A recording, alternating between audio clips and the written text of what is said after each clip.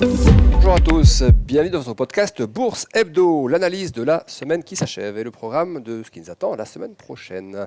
La semaine qui s'achève aura été marquée par les réunions de banque centrale, dont la principale, la Fed, qui a pris sa décision, qui a communiqué sa décision mercredi soir, une décision à la fois sur le niveau des taux et également les nouvelles projections trimestrielles de la Fed qui ont été assez riches en enseignements. Donc évidemment, on a tous vu cette baisse de taux, première baisse de taux de la Fed et une baisse de taux assez conséquente, donc un 50 points de base pour démarrer le cycle, alors que le consensus était un peu tiraillé avant cette réunion, où certes les probabilités pour une baisse de taux de 50 points de base étaient un peu plus élevées que celles pour 25 points de base, mais c'était quand même assez peu certain comme décision. En témoigne, par exemple, la grande diversité d'opinions des grandes banques américaines qui étaient divisées elles-mêmes sur le sujet. Il n'y avait pas de consensus parfait qui s'opérait. Et c'est assez rare, en fait, de voir comme ça une forme d'incertitude aussi élevée sur le niveau des baisses de taux avant une décision de la Fed. Donc la décision a été prise par Jérôme Powell et les membres de la Fed. Ça a été 50 points de base, début donc du cycle de baisse de taux, et également un ajustement des projections de la Fed. Vous savez que la Fed fait des projections une fois par trimestre sur la croissance anticipée, sur le chômage anticipé, sur l'inflation anticipée. Et donc, ce qui est ressorti de ces nouvelles projections, c'est que la Fed a assez peu changé ses prévisions de croissance, un tout petit peu abaissé pour cette année à 2% au lieu de 2,1% sur la projection de juin. En revanche, les projections sur le taux de chômage final, donc fin 2024, 2025 et 2026, qui ont été relevées. Donc signe que la Fed note effectivement ce changement, cette on va dire normalisation du marché de l'emploi avec une petite remontée du chômage assez faible malgré tout, mais une remontée quand même avec moins d'emplois créés notamment, un peu moins d'emplois disponibles. Donc ça c'était un des gros changements dans les projections de la Fed, mais qui correspond à ce qu'on a vu en fait, des chiffres publiés ces 2 derniers mois sur l'emploi américain. Et puis les projections d'inflation, elles ont été en revanche nettement revues à la baisse par rapport aux prévisions de juin, que ce soit pour cette année, l'année prochaine ou l'année encore suivante. Et donc, finalement, c'est ça le tableau de dessiné et le tableau anticipé par la Fed dans les prochains mois, les prochaines années. Et c'est ça donc, qui a justifié, c'est surtout la question de l'emploi qui a justifié de la volonté de préserver la croissance économique qui a justifié cette baisse de taux de la Fed. Alors, dans le discours de Jérôme Powell, on va pas revenir dessus parce que vous avez déjà probablement lu tout ce qu'il fallait à ce sujet. Simplement, ce qu'on retient en quelques mots, c'est que c'est un discours qui était quand même très focalisé, cette conférence de presse, donc très focalisé sur la question du soutien à l'emploi, en fait. Jérôme Powell a très clairement fait comprendre qu'il n'attendrait pas que le marché de l'emploi se dégrade fortement avant d'agir, qu'au contraire, les mesures qui avaient été prises visaient à maintenir la force du marché de l'emploi. Et sa conférence de presse, elle a été démarrée de manière extrêmement positive, en soulignant la résilience, la force de l'économie américaine, la bonne tenue du marché de l'emploi, que Jérôme Powell considère comme étant toujours proche du plein emploi, en fait, cette économie américaine, en soulignant également la volonté donc, que la mission de la Fed était de préserver la croissance et en gros de répondre aux attentes des Américains. Donc un discours comme ça, très orienté sur l'économie, où on a quand même parlé un petit peu d'inflation. Jérôme Powell n'a pas dit que la lutte était gagnée contre l'inflation, mais le communiqué faisait clairement apparaître les mots selon lesquels la Fed avait atteint un degré de confiance suffisant concernant le retour de l'inflation durable vers les 2%. Donc pour la Fed, voilà, on a bien une inflation qui revient vers les 2%, et on est au stade où dans ce double mandat emploi et inflation, eh bien, il faut désormais faire beaucoup plus attention au mandat croissance par rapport au mandat inflation sur lesquels des progrès significatifs ont été réalisés. Donc c'est ça qu'on a retenu de cette réunion, la baisse de taux était destinée à l'économie et donc effectivement la question qui se pose désormais, ce que les marchés vont regarder, c'est on a bien compris que l'économie doit être soutenue, donc on va regarder comme la Fed, quelles seront les prochaines données économiques qui seront publiées en termes d'emploi, en termes d'activité, en termes d'indices de sentiment également, les ISM, les enquêtes, notamment ISM ou PMI. Mais on va aussi regarder ce qu'il y a de l'inflation, parce que c'est clair que l'inflation, il y a quand même 2 mesures d'inflation aux États-Unis. Il y en a une, effectivement, l'inflation PCE cœur, qui est celle qui est beaucoup surveillée par la Fed, qui est à 2,6%. Donc effectivement, elle est on va dire, elle n'est pas encore. Elle est plus très très loin de l'objectif des 2%. Il y a une deuxième mesure en revanche qui est l'inflation CPI, cœur, autre mesure d'inflation sous-jacente donc aux États-Unis, qui elle est encore à 3,2% en revanche, et qui donc n'autorise pas non plus la Fed à baisser complètement la garde sur la question de l'inflation. Donc c'est je pense que le marché va être encore très data dépendant dans les semaines qui viennent, même si la Fed a commencé à acter très probablement le début du cycle. Alors évidemment, Jérôme Powell ne dit pas que c'est un cycle, explique que les réunions se prennent que les décisions se prennent réunion par réunion, qu'il n'y a pas de trajectoire prédéfinie, que les projections de la Fed, notamment ces projections des membres de la Fed sur le nombre de baisses de taux attendues, eh bien que ce n'est pas un plan prédéfini, que c'est ajusté régulièrement pour témoigner du sentiment des membres de la Fed, mais que ça ne constitue pas une feuille de route sur les 2 années à venir, parce qu'à ce stade, il faut quand même rappeler que les projections font état, les projections des membres de la Fed, les projections moyennes dans leurs anticipations de baisse de taux, eh bien, ils estiment que d'ici 2026, il y aura encore 200 points de base de baisse de taux par rapport à ce qui a déjà été fait. En plus de ce qui a déjà été fait, donc en plus des 50 points de base déjà abaissés. Donc c'est quand même une prévision des membres de la Fed qui est assez forte quand même en termes de nombre de baisses de taux. Et du coup, pourquoi je dis qu'on reste data dépendant? Parce que effectivement, Jérôme Powell a un discours relativement confiant en fait, sur l'économie américaine, volonté de préserver cette économie, de ne pas attendre qu'elle se dégrade pour baisser les taux. La question, c'est qu'on peut se poser, c'est qu'effectivement 200 points de base, c'est quand même beaucoup en termes de baisse de taux sur l'année et demie, en gros, qui nous attend finalement. Là, les projections de 200 points de base, c'est jusqu'en 2026. Donc, alors non, pas un an et demi, pardon, sur les 2 ans, un peu plus de 2 ans qui sont devant nous, c'est 200 points de base de baisse anticipée. Il va donc falloir voir si effectivement ces baisses, ces anticipations sont justifiées par un landing de l'économie, un atterrissage, et espérons-le, soft landing de l'économie. Et est-ce que les données à venir économiques vont aller dans ce sens-là? Est-ce qu'au contraire, les données vont se dégrader plus rapidement que ce qui pourrait être prévu, justifiant aussi que la Fed ait baissé de 50 points de base?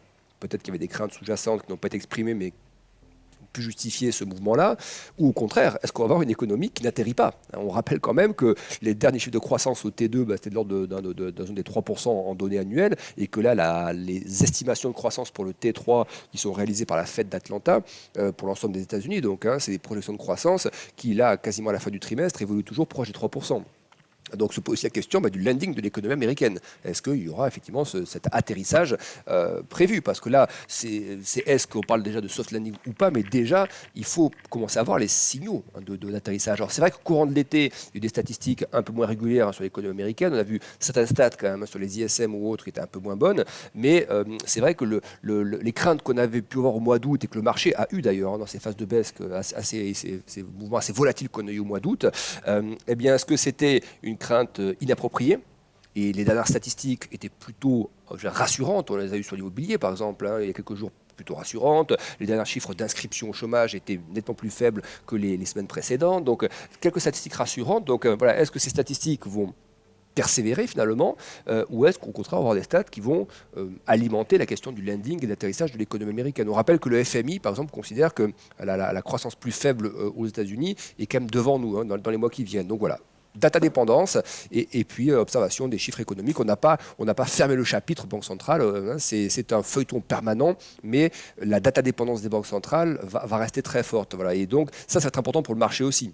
Il est évident que si les prochains chiffres font état d'une dégradation de l'économie, tout à fait possible aussi que le niveau des indices corrige un petit peu, parce que n'oublions pas que les valorisations actuelles des marchés actions américains, si on prend le cas du SP500, on est entre 21 et 22 fois les bénéfices actuellement, ce qui, d'un point de vue des métriques historiques, est un niveau élevé. Donc, c'est des valorisations qui ne sont pas acceptables si effectivement on a des signes de ralentissement économique qui s'accroissent dans les semaines et les mois qui viennent, mais ne serait-ce que dans les semaines qui viennent, où finalement l'hypothèse du landing notamment commence à se densifier. Et dans ce cas-là, effectivement, très probablement que les marchés devront corriger un petit peu pour diminuer un peu ces multiples. Donc ça va être aussi important. Après les gros rendez-vous désormais pour la Fed, il y a les rendez-vous quotidiens par rapport à l'économie, mais il y a aussi d'autres sujets que la Fed va regarder forcément un petit peu. C'est la question du shutdown. Vous savez que les États-Unis, que le Congrès américain doit faire passer un vote avant la fin du mois de septembre pour repousser de 6 mois le plafond de la dette en fait. Vous savez que c'est une grosse pierre qui roule comme ça. On la repousse systématiquement pour éviter le shutdown et la fermeture des services administratifs américains, enfin de plusieurs départements américains, mais de départements d'activité donc, et pour que les fonctionnaires puissent continuer à être payés, etc. Donc c'est une histoire très récurrente, ça. Très régulièrement, il y a ces négociations entre les démocrates et les républicains sur l'augmentation du plafond de la dette. Cette fois-ci, c'est à la fin du mois de septembre qu'il faudra trouver un accord et que le vote soit passé. Donc vous voyez, ça c'est quand même des choses qu'il faut quand même surveiller, qui ne sont pas... on regarde beaucoup les questions présidentielle, politique ou autre, il y a aussi ces questions-là politiques, mais politiques budgétaires notamment, ou en tout cas politiques pour décider du plafond de la dette, qui sont aussi à surveiller. Après, la saison des résultats, elle va commencer dans à peu près 3 semaines et demie, 3 à 4 semaines, donc il y a encore le temps avant cela. Et puis ensuite, il y aura l'élection américaine comme gros rendez-vous pour la Fed. Voilà pour les grosses échéances. Et donc, est-ce qu'on peut, pour terminer sur la partie de la Fed, considérer que les 50 points de base, c'était une forme de rattrapage de la baisse qui n'a pas été faite en juillet, où on sait que les négociations ont été assez ardues apparemment. C'est ce que Paul avait expliqué, des discussions assez denses qui étaient intervenues au sein de la Fed dès le mois de juillet pour une baisse de taux dès le mois de juillet. Donc c'était l'absence de baisse de taux apparemment avait été âprement négociée au niveau du FOMC. Donc est-ce que ces 50 points de base, ce n'est pas un rattrapage de ce qui aurait pu être fait en juillet et une autre baisse en anticipation d'une période de 6 à 7 semaines là, qui va s'ouvrir avant la prochaine réunion de la Fed, et prochaine réunion qui tombera juste avant l'élection ou au moment de l'élection présidentielle. Donc peut-être la volonté aussi pour Jérôme Powell, peut-être pour envoyer un message au marché de montrer qu'on est conscient que la période dans laquelle on rentre est une période avec quelques enjeux quand même, et peut-être vouloir rassurer aussi un petit peu l'environnement financier dans une période dans laquelle il y a encore des enjeux importants à relativement court terme ou des horizons de quelques semaines. Je ne pense pas en revanche que ce soit une décision politique. Certains avancent cet élément-là. Je pense qu'il y a un aspect qui est quand même lié à la question du budget américain. C'est sûr que c'est bien de baisser les taux par rapport au poids de la dette et aux échéances futures d'emprunt, mais attention quand même que de considérer qu'il n'ait pu faire ça que pour des questions de budget américain ou politique. N'oublions pas par exemple que la Fed a baissé ses taux seulement cette semaine.